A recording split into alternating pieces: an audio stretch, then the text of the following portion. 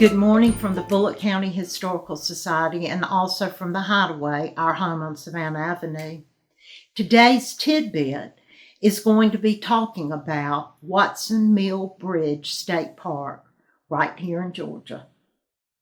Did you know that Georgia has 63 state parks and historic sites? That's amazing. Indian Springs State Park has been operated by the state as a public park since 1825, making it the oldest state park in the United States. Had no idea. It is lovely. The actual park system in Georgia was founded in 1931. As I said, the first park was Indian Springs and then Vogel. The formal development of state parks in the United States began in the early 1900s and grew out of the national park movement. Yellowstone was the first park, and it was opened in 1872. Right after that, Glacier and Grand Canyon were soon developed. Let's get back to state parks. The automobile had opened new opportunities for touring Americans, and outstanding natural areas were suddenly accessible. Auto touring rapidly increased, and people sought places to visit and to camp.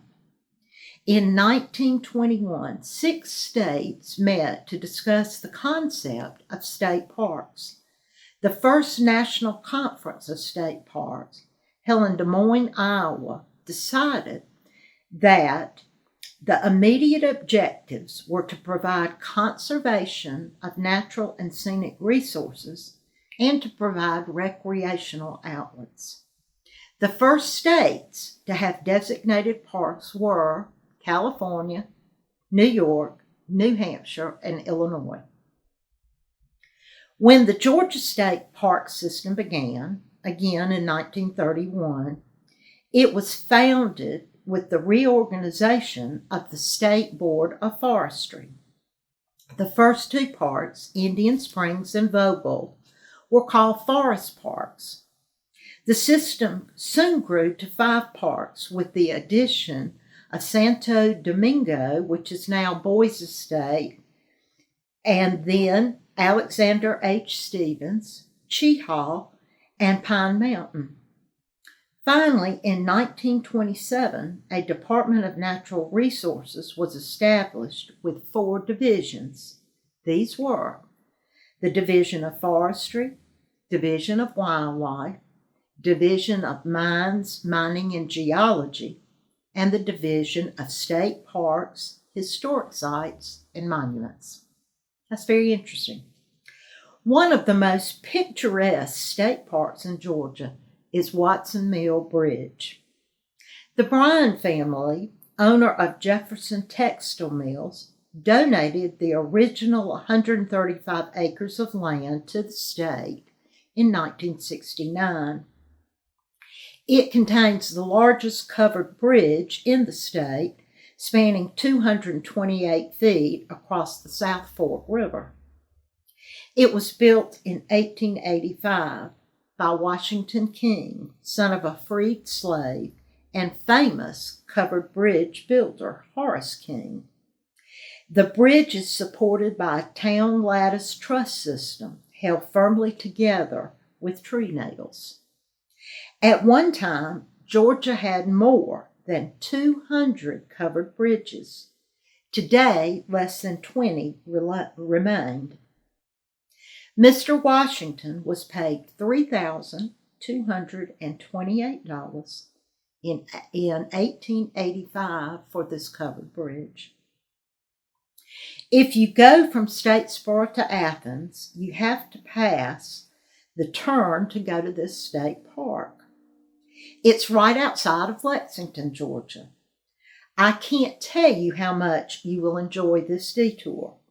It's worth the 30-minute round trip.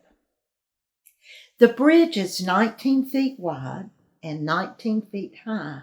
It sits on 4 piers, 3 of which are local stone and 1 is made of concrete. The sides are covered with pine boards. The roof is is covered with split wooden shingles. Covered bridges of wood were constructed during the 1800s. They were covered in order to protect the actual wooden bridge from the elements of the weather. In the early 1900s, steel and iron became the primary building sources for bridges. This site contains a former mill complex.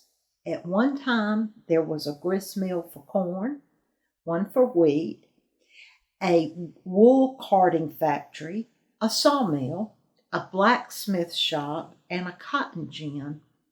The Watsons' house was located nearby on a small hill. During 1906, a power plant, a raceway, and a concrete dam were built to produce electric power for a cotton mill 12 miles away in Crawford, Georgia.